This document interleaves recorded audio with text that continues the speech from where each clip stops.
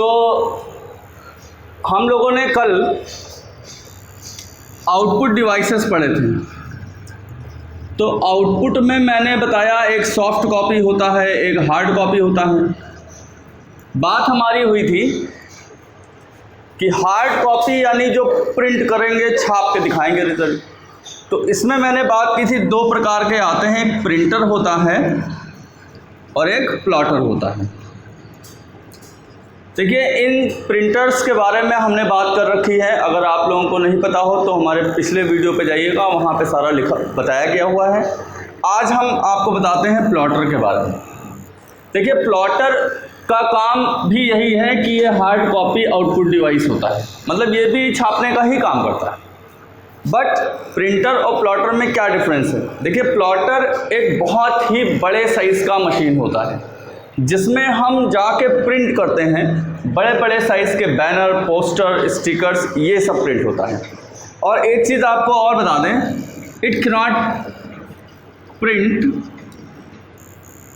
Documents, मतलब ये documents को नहीं प्रिंट करता है, ये सिर्फ ग्राफिक्स को प्रिंट करता है।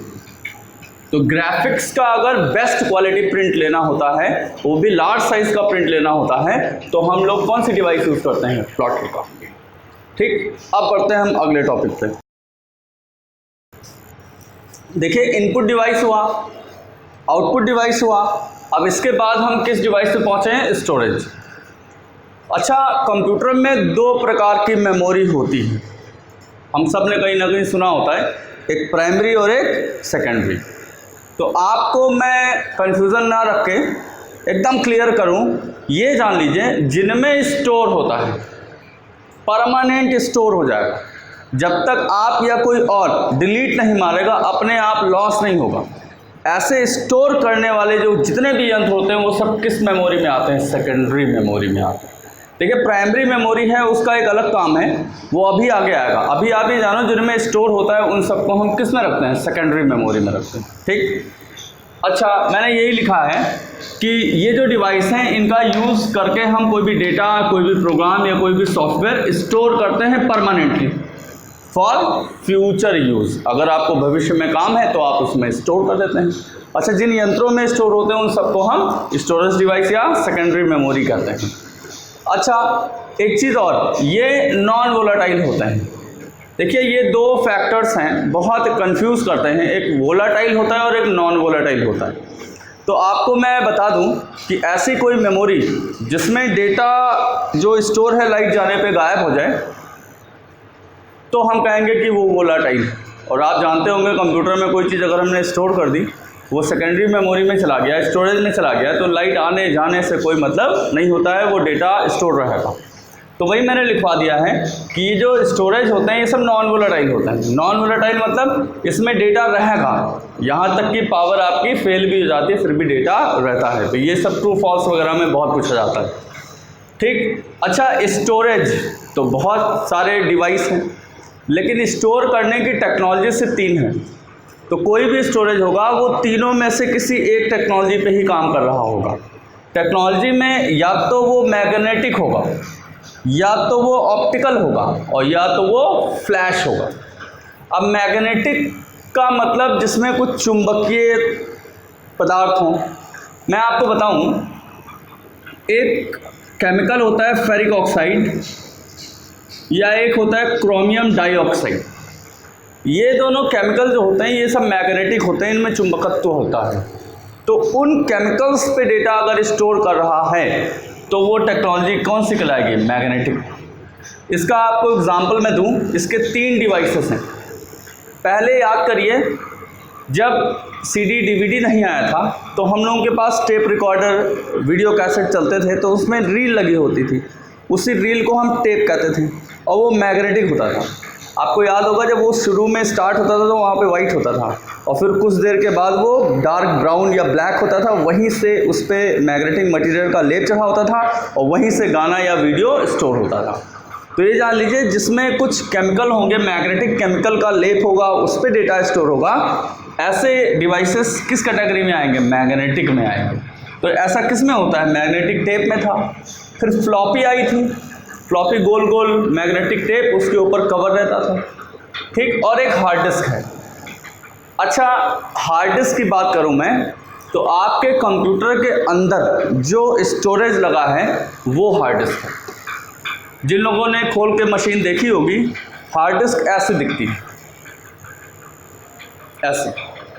अच्छा, ये हार्ड डिस्क नहीं है, ये पूरी असेंबली जो है ये हार्ड डिस्क ड्राइव है। आपको दिख रहा होगा यहाँ पे स्क्रू हैं, नट हैं। इसको मैंने खोला तो मुझे ऐसे दिखा। अब देखिए, ये हार्ड डिस्क है, ये हार्ड डिस्क, क्योंकि ये तो हार्ड डिस्क का पूरा ड्राइव है। हार्ड डिस्क तो ये है। अब इसको अगर मैं खोल के दे दूं आपको, तो ये कोई प्लास्टिक का नहीं है, ये सॉलिड एल्युमिनियम है। कुछ कंपनियां सॉलिड ग्लास का बनाती हैं, बिल्कुल भी फ्लेक्सिबल नहीं होता है, लचीला नहीं है, मोड़ भी नहीं पाओगे आप, इसीलिए तो इसको बोलते हैं हम हार्ड डिस्क है। ठीक। अच्छा, इसमें ये एल्युमिनियम की प्लेट है, इसमें वही फेरिक ऑक्साइड का लेप चढ़ा है। ये उसका हेड है जो इस पे डेटा को स्टोर करता है और निकालता है। तो आपको मैंने दिखाया, ये कंप्यूटर के अंदर जो लगा रहता है यही हार्ड डिस्क होती है। ठीक। अच्छा, अब बारी आती है किसकी? ऑप्टिकल की। अच्छा, ऑप्टिकल हम उन मशीनों को कहते हैं जिनका कार्य लेज़र की किरणों पे होता हो। ये बिल्कुल फैक्ट, बिल्कुल मोटी सी बात है। जैसे कल स्कैनर हमने पढ़े थे, तो वो सब भी ऑप्टिकल होते हैं, क्योंकि स्कैनर हमेशा लेज़र की लाइट पे काम करता है। आपका माउस होता है, आपने देखा होगा नीचे लाइट जला करती है। उस माउस को ख़रीदने जाते हैं, आप बोलते हैं कि मुझे ऑप्टिकल माउस चाहिए। तो ऑप्टिकल मशीनें कौन सी होती हैं? जिनकी वर्किंग लेज़र की किरणों पर होती हैं। आपने देखा है CD का कैसेट, DVD का कैसेट, तो इनमें डेटा स्टोर करना हो या निकालना हो तो लेज़र की किरणों की आवश्यकता होती है। पहले हम लोग जब CD प्लेयर बनवाने जाते थे तो अक्सर वो दुकान वाला कहता था इसका लेंस ख़राब हो गया। अब लेंस क्या होता था? लेज़र डायोड होता था जो लेज़र की किरणों को छोड़ता था। तो CD में डेटा भरना हो या निकालना हो, हमें लेज़र की किरणों की आवश्यकता होती है। तो ऐसी कोई डिवाइस जिसमें स्टोर होगा या निकलेगा तो लेज़र की किरणों के द्वारा निकलेगा, उनको हम किस फैमिली में रखते हैं? ऑप्टिकल में रखते हैं। ठीक। और इसमें कौन कौन से आएंगे? इसमें कॉम्पैक्ट डिस्क, वही CD, फिर डिजिटल वर्सटाइल डिस्क DVD, और फिर BD होती है ब्लू-रे। ब्लू-रे को ब्लू-रे इसलिए कहते हैं क्योंकि इसका जो लेंस होता है वो नीले कलर का रेस होता है। ठीक। फिर बात आई तीसरी, कौन सी? फ्लैश है। अब फ्लैश मीडिया वो होती है जहाँ पे चिप में डेटा स्टोर होता हो। तो चिप कहाँ पे रहती है? आपके पेन ड्राइव के अंदर लगी रहती है या मेमोरी कार्ड के अंदर लगी रहती है। तो आपको इनमें याद रखना होता है कि कौन सा डिवाइस किस टेक्नोलॉजी पे काम करता है। तो ये छोटा सा टॉपिक था स्टोरेज डिवाइस। अब हम आगे बढ़ते हैं। देखिए, अगला जो डिवाइस है या अगला जो ग्रुप है वो नेटवर्क डिवाइसेस का। अब वो सारे यंत्र जिनके द्वारा हम एक मशीन को दूसरे या कहीं से जोड़ने का काम करते हैं, उन सारे यंत्रों को हम नेटवर्क डिवाइसेस में रखते हैं। वही मैंने लिखा भी है कि ये devices are used to connect one computer with other. ठीक। अच्छा, इसमें देखिए सारे मैंने बताए हैं आपको। देखिए, अगर आपको जोड़ना है तो पहली बात तो आपके पास वायर होना चाहिए। नेटवर्क के केबल आते हैं, वो तो जब नेटवर्क की सीरीज़ पढ़ेंगे आप तो आपको सारे केबल हम दिखाएंगे, सबका अंतर बताएंगे। आप ये जानिए अभी कि हमें तार चाहिए। अच्छा, तार कोई भी हो, तार के ऊपर ज़रूर आप कोई प्लग, कोई कनेक्टर लगाते हो, तो तार के ऊपर क्या लगेगा? कनेक्टर लगेगा। अब बात ये आती है कि इसको आप कंप्यूटर में लगाएंगे कहाँ? भाई, जहाँ कीबोर्ड लगता है वहाँ तो लगा नहीं देंगे, जहाँ माउस लगता है वहाँ तो लगा नहीं देंगे। तो इसका भी कोई स्पेशल सर्किट होती होगी, कनेक्टर होता होगा, वहाँ पे ये लगता होगा। तो ये जान लीजिए, हर कंप्यूटर जिसको भी नेटवर्क का पार्ट बनाना है उसमें लगा होना चाहिए NIC। इसका फुल फॉर्म होता है नेटवर्क इंटरफेस कार्ड। ये वो सर्किट है जो नेटवर्क का डेटा इन करती है या कंप्यूटर से नेटवर्क का डेटा आउट करती है। तो मस्ट है कि हर कंप्यूटर में होना चाहिए NIC। चलो, तार लगा दिया मैंने, उधर भी तार लगा दिया मैंने। ठीक। अब मान लीजिए मेरे पास 20 कंप्यूटर हैं, तो हम क्या करेंगे? 20 को रखेंगे और जहाँ पे नेटवर्क का सेंटर होगा यहाँ पे एक मशीन हम लगाएंगे जिसका नाम है हब। अब हब को आप ऐसे समझ लो जैसे एक प्लग के ऊपर मल्टी प्लग लगा दीजिए आप। तो मल्टी प्लग में क्या होता है? उसमें कई कनेक्टर्स मिल जाते हैं, कई तार आप लगा सकते हो। ऐसे इसमें क्या होगा, कई पोर्ट होते हैं। ये 4 से 24 पोर्ट तक का आता है। आप मार्केट में जाएंगे, खरीदेंगे और तार को, कंप्यूटर का तार ऐसे ऐसे ले जाकर इनको आपस में कनेक्ट कर देंगे। तो हब एक प्रकार से जंक्शन होगा जो बहुत सारी मशीनों को आपस में जोड़ने का काम करेगा। अच्छा, हब अब नहीं यूज़ होता है। हब में कुछ कमियां थी, वो हम नेटवर्क की सीरीज़ में बहुत डिटेल में बताएंगे।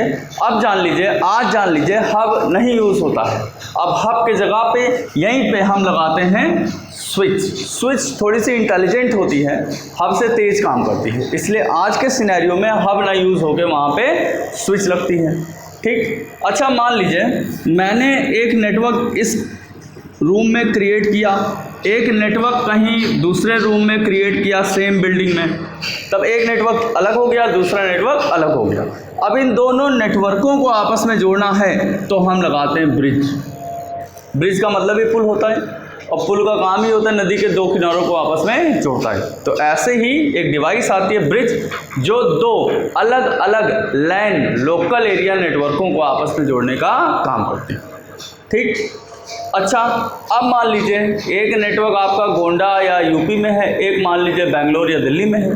तो यहाँ से दिल्ली तक तो आप ब्रिज लगा के तार अपना खींचोगे नहीं।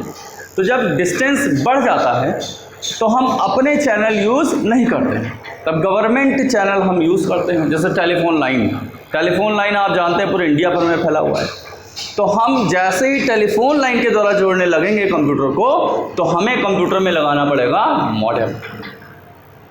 अब मॉडेम लोग जानते होंगे कि हम इंटरनेट चलाते हैं तो मॉडेम लगाते हैं, तो ये आंसर थोड़े ना होता है। मॉडेम के बिना भी इंटरनेट चलता है और हाई स्पीड से चलता है। मॉडेम का जो मुख्य काम है वो ये है कि कंप्यूटर को टेलीफोन लाइन से प्लग करना। ठीक।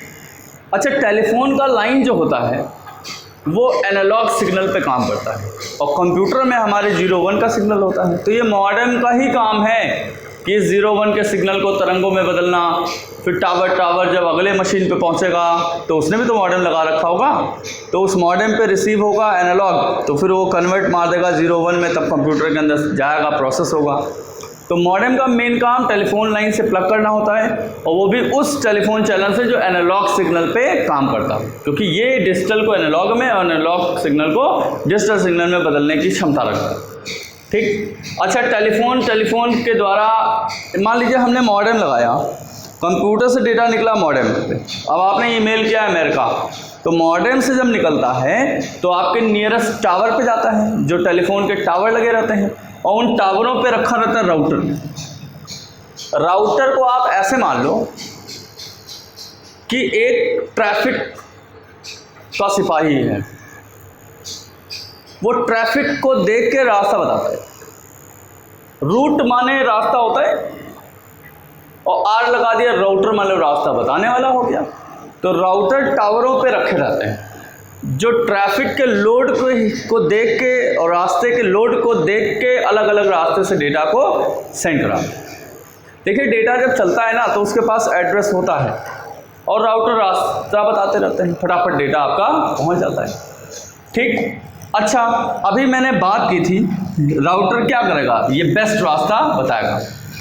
मैंने अभी ब्रिज की जब बात की तो मैंने कहा दो लैन, लोकल एरिया नेटवर्क को आपस में जोड़ने का काम करता है। अब मान लीजिए एक तरफ लैन है और एक तरफ वैन है, मतलब दो अलग अलग प्रकार के नेटवर्क हो गए। एक लोकल एरिया हो गया, एक वाइड एरिया हो गया। दोनों का आर्किटेक्चर डिफरेंट है, दोनों का प्रोटोकॉल डिफरेंट है। तब जब दो डिफरेंट प्रकार के नेटवर्कों को जोड़ेंगे तब आपको लगाना पड़ेगा गेटवे। देखिए, दो नेटवर्क को ब्रिज भी जोड़ता है, लेकिन दोनों तरफ नेटवर्क आपका लैन होना चाहिए। अब एक तरफ लैन है, दूसरी तरफ कुछ और है। अगर डिफरेंट टाइप के नेटवर्कों को जोड़ना है तब ब्रिज से नहीं जुड़ेगा, तब आपको लगाना पड़ेगा गेटवे। ठीक। और जहाँ पे कोई टेलीफोन लाइन ना गई हो तब कैसे नेटवर्क बनेगा, तब आप नेटवर्क किससे बनाते हैं, सैटेलाइट की तरफ। तो ये वो सारे यंत्र मैंने आपको बताए हैं जो दुनिया भर में कहीं पे भी कंप्यूटर नेटवर्क में यूज़ होते हैं। ठीक है, अब हम अगले टॉपिक पे आते हैं। देखिए, अगला जो टॉपिक है वो सबसे मेन कंपोनेंट है। वो क्या है, वो सिस्टम यूनिट है। आप सब ने देखा है कि जब हम कंप्यूटर में बैठते हैं तो एक मॉनिटर रखा रहता है, कीबोर्ड रखा रहता है, माउस रखा रहता है, बड़ा सा डब्बा रखा रहता है, इससे आप कंप्यूटर को ऑन करते हैं। इस डब्बे को मैंने देखा है मोस्टली लोग CPU कह देते हैं। CPU नहीं है ये डब्बा जो है ये सिस्टम यूनिट। देखिए CPU तो इसके अंदर लगा रहता है। तो अगर आप भी अभी तक इसको CPU कह रहे होंगे तो अब ना कहिएगा, इस पूरे बॉक्स को हम क्या बोलते हैं, सिस्टम यूनिट। देखिए अगर इसमें कुछ नहीं है अंदर, सिर्फ कवर लेके आए हैं तो ये कैबिनेट कहलाता है। और जब इसके अंदर सारी चीज़ें जो लगती हैं उनको लगा के बांध के तैयार कर दिया तो ये कैबिनेट ना होके तभी क्या हो जाएगा, सिस्टम यूनिट हो जाएगी। तो इसको CPU ना कहिएगा आप, ठीक। अच्छा, इसको जब हम खोलते हैं, ये एक डब्बा है, किसी भी मेटल का होता है। मेटल मोस्टली टिन का ही बनाते हैं, सामने प्लास्टिक लगा रहता है जिससे कि आपको अर्थिंग या करंट ना मारे। तो ये बॉक्स होगा, किसी भी मेटल का होगा, और इसको जब खोलोगे आप तो इसमें इतने सारे यंत्र होते हैं, ठीक। जिसमें पहला मैंने बताया आपको SMPS। अब SMPS का अगर पूरा नाम देखा जाए तो ये होता है भैया स्विच्ड मोड पावर सप्लाई। आपको मैं दिखाऊं,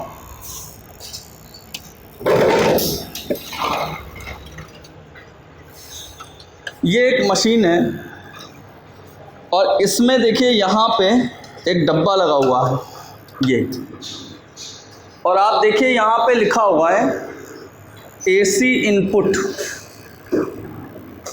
200 और 240 वोल्ट, मतलब इसको AC करंट चाहिए। यहीं से इसको प्लग करते हैं और आप देख लीजिए एक डब्बा है पूरा, ये अंदर बॉक्स है ये, ठीक।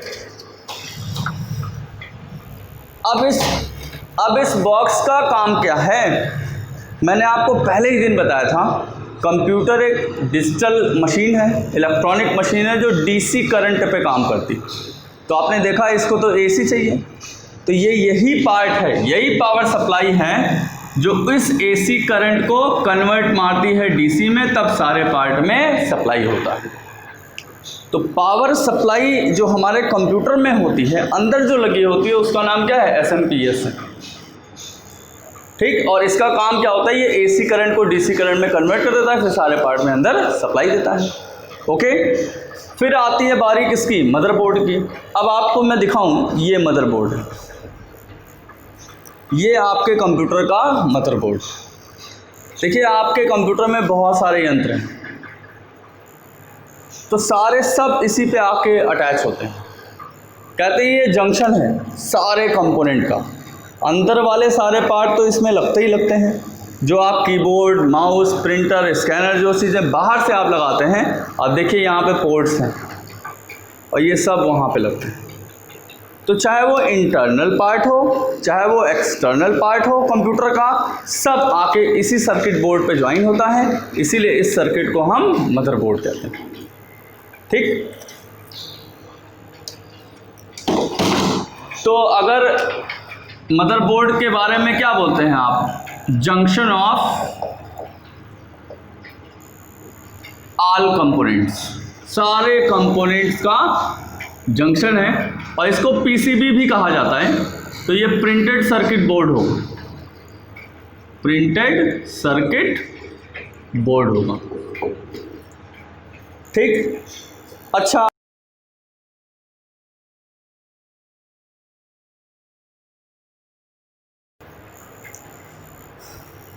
देखिए ये देखा आपने, ये था मदरबोर्ड। अच्छा, इस मदरबोर्ड में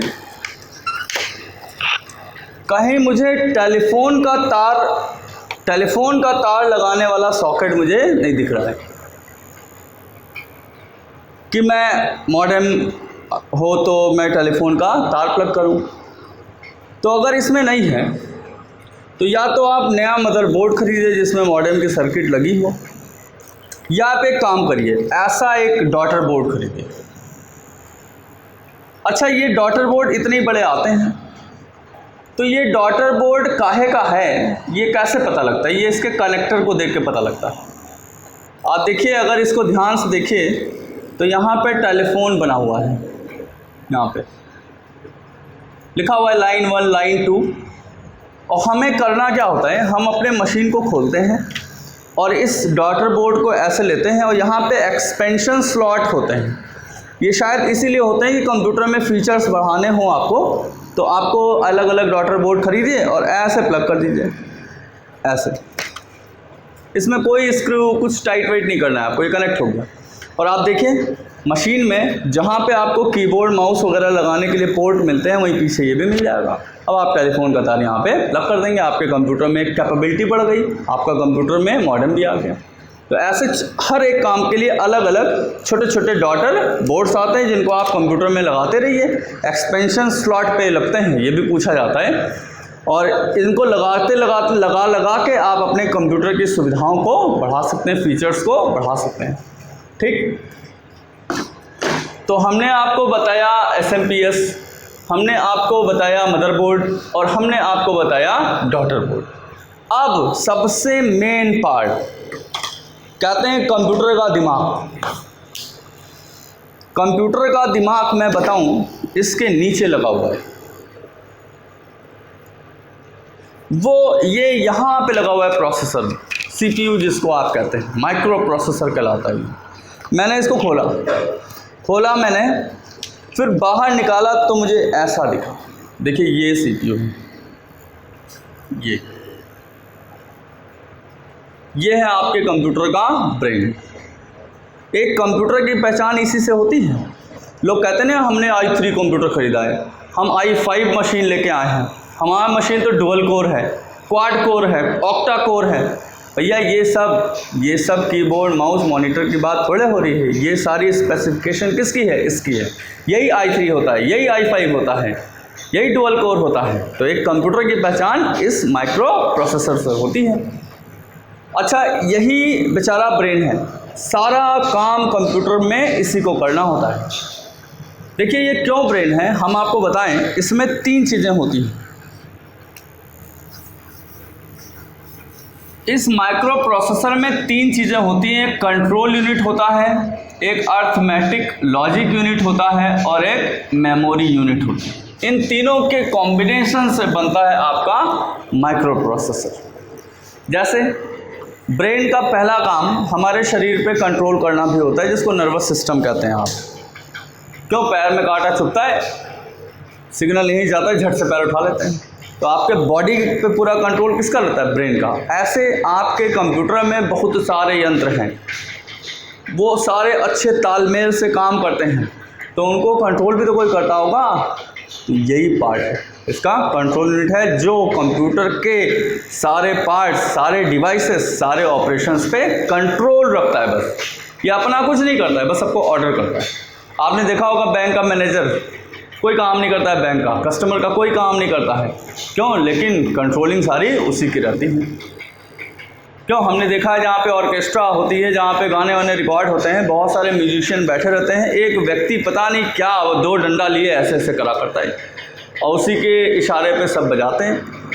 वो खुद कोई प्लेयर नहीं है, बस वो हिंट करता है, कंट्रोल करता है। ऐसे ही काम कंट्रोल यूनिट का है, सारे ऑपरेशन सारे डिवाइसेस पे कंट्रोल करता है।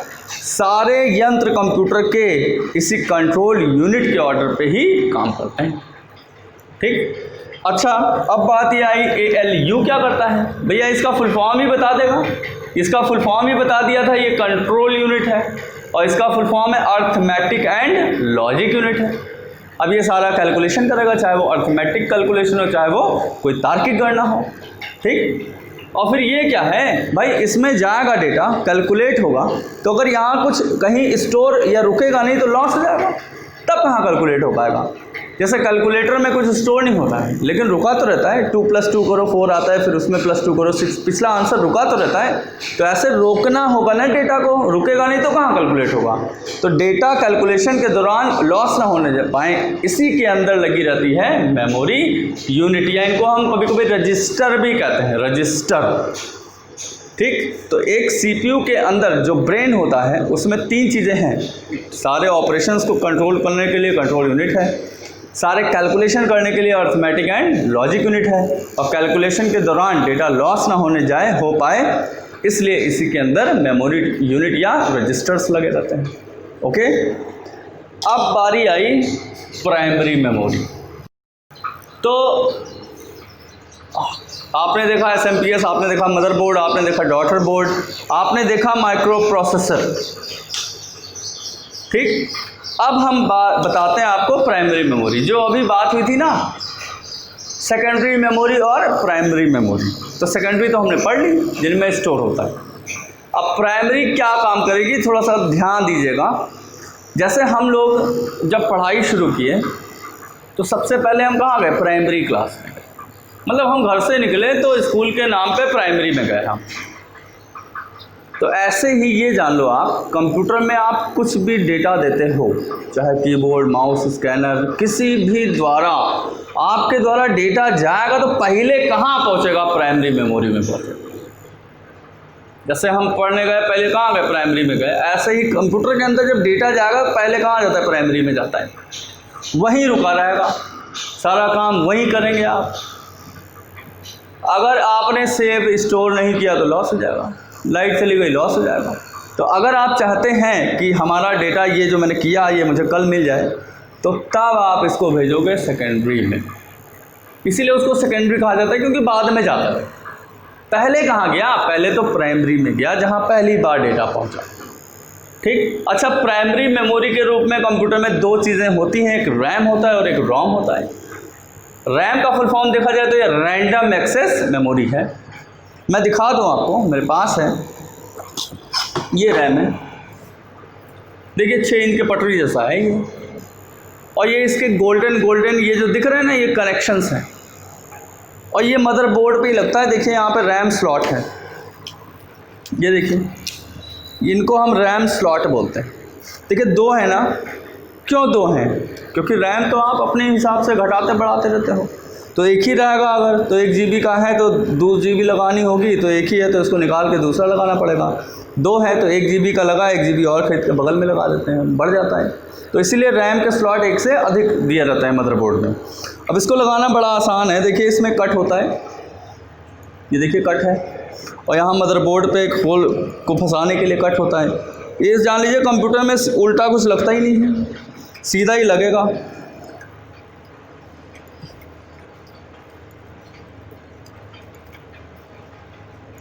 और इसको 45 डिग्री पे पकड़ते हैं, तो SRAM वाला मदरबोर्ड है।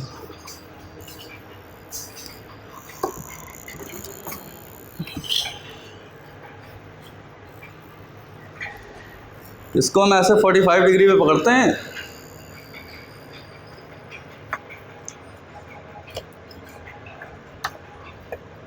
और ऐसे स्लाइड कर देते हैं। ठीक, तो इसमें हमें कुछ असेंबल करने में, कुछ हमें पेचकस, स्क्रू ड्राइवर, प्लायर, प्लास का कोई काम नहीं है, बस सारे कनेक्शन बने होते हैं, आप प्लग करते हुए चले जाइए। तो ये प्राइमरी मेमोरी के रूप में क्या है, ये रैम है। एक बात आपको बता दें, यहाँ पे डेटा रुकता है, टेम्पोररी रुकता है, स्टोर नहीं करता ये। हाँ, रैम ज़्यादा GB का लगवाओ आप, क्योंकि सारे काम आप एक साथ करते हो। अभी कंप्यूटर में एक साथ कई काम तो सब यहीं तो होगा, सारे यहीं तो आएंगे। तो अगर ज़्यादा GB का लगवाओगे तब स्पेस रहेगा, अच्छे से काम करेंगे, नहीं तो क्लैश करेगा, हैंग करेगा। ठीक, तो एक कंप्यूटर की स्पीड में प्रोसेसर का तो हाथ ही है, प्लस रैम का भी बहुत बड़ा रोल रहता है। हैंग वैंग ना करे, रैम बड़ा सा रखिए आप। ठीक, फिर बारी आई किसकी, रोम। रोम का फुल फॉर्म जैसे नाम से ही पता लग रहा है, रीड ओनली है। मतलब इसमें अगर कुछ स्टोर हो गया तो उसमें कोई बदलाव नहीं होगा, आप देख सकते हो, पढ़ सकते हो। देखो लिखा ही है रीड ओनली, सिर्फ आप पढ़ सकते हो, कोई चेंजेस नहीं कर पाओगे आप। ठीक, अब रोम के रूप में, रोम में हमारे कंप्यूटर में एक प्रोग्राम भरा रहता है, बायोस। ठीक है, आपको मैं दिखाऊं,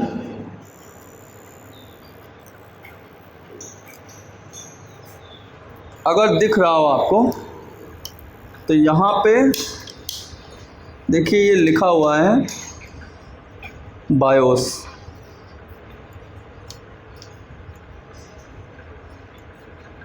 देखिए यहाँ पे लिखा हुआ है स्टिकर पे BIOS। ठीक, अच्छा, अब ये एक रोम चिप है, ये क्या है, एक रोम चिप है जिसके अंदर, ये ब्लैंक चिप नहीं है, इसके अंदर एक प्रोग्राम भरा हुआ है जिसका नाम है बायोस। तो रोम चिप में क्या भरा रहता है, एक प्रोग्राम भरा है जिसका नाम बायोस है, और इसका फुल फॉर्म बेटा होता है बेसिक इनपुट आउटपुट सिस्टम। अब इसका क्या काम है, आपने देखा कंप्यूटर ऑन करिए तो पता नहीं क्या लिख लिख के ब्लैक स्क्रीन पे आता जाता रहता है, फिर विंडोज़ तब जाके लॉगिन तब ऑन होता है। तो विंडोज़ स्टार्ट होने से पहले जो ब्लैक स्क्रीन पे लिख लिख के आ जा रहा होता है वो क्या था, देखिए कंप्यूटर एक ऐसा मशीन है जिसको ऑन करोगे सारे पार्ट को टेस्ट करता है कि मेरे पास CPU कौन सा है, मेरे पास रैम कौन सी कितनी है, मेरे पास हार्ड डिस्क कौन सा है। जब सारे पार्ट को वो जान जाता है तब जाके कंप्यूटर आपका ऑन होता है। देखिए कंप्यूटर को अपनी शक्ति पता है, कैसे पता है, वो सारे पार्ट को टेस्ट करके ऑन हो जाता है। तभी तो आप कोई काम दो तो बता देता है कंप्यूटर इतना समय लगेगा, अभी इतना समय लगेगा, क्योंकि उसे अपनी स्पीड पता होती है। वो कैसे जान पाता है, जब वो स्टार्ट होता है तो सारे पार्ट को चेक कर लेता है, बस जान जाता है। तो एक टेस्टिंग कैसे होती है, कौन कराता है, इसी टेस्टिंग को कराने वाला प्रोग्राम बायोस है। और कंपनी बड़ी चालाक होती है, आप उस बायोस के साथ छेड़खानी ना कर दो, इसलिए उन्होंने लोगों ने किस में भर दिया इसको, रीड ओनली में, कि आप देखो पढ़ो, उसमें कोई बदलाव आपसे नहीं होगा। ठीक, तो आपको मैंने बताया रोम क्या है, रीड ओनली मेमोरी है। इसमें कौन सा प्रोग्राम भरा रहता है, इसमें एक बायोस नाम का प्रोग्राम है जो करता क्या है, कंप्यूटर ऑन होने पे सारे पार्ट की टेस्टिंग करता है। ठीक, तो प्राइमरी मेमोरी में दो थी, एक रैम था और एक रोम था।